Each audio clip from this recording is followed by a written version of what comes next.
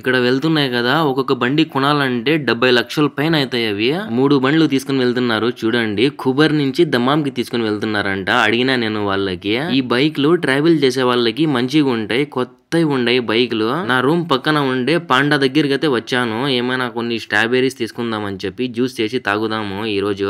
Fresh గా ఉన్నాయి strawberries, ఇప్పుడే వచ్చినట్టు ఉన్నాయి ఇవి. ఇక్కడ పెట్టినారు చూడండి. ఒక 2 స్ట్రాబెర్రీస్ అయితే తీసుకుంటున్నాను, జ్యూస్ చేసి తాగుతా ఈ రోజు. ఇక్కడ వెజిటేబుల్స్ పెడుతున్నారు చూడండి, ఇప్పుడే వచ్చినట్టు ఉన్నాయి ఇవి కూడా. కూరగాయలు ఇలా ప్యాక్ చేసి పెడతారు షాపింగ్ మాల్లలో. ప్రైస్ కూడా దానికి ఈ స్టిక్కర్ తగిలిచ్చి పెడతారు. మార్కెట్ నుంచి తీసుకుని వచ్చి వీళ్ళు ప్యాక్ చేసి ఇలా పెడతారు అంటున్నారు ఆయన అంటున్నాడు ఈ వెజిటేబుల్స్ డైలీ చూసుకోవాలంట ఆయన, చెడిపోయింది తీసేయాలంట, మంచి ఉండేవి పెట్టాలా అంటున్నాడు ఆయన.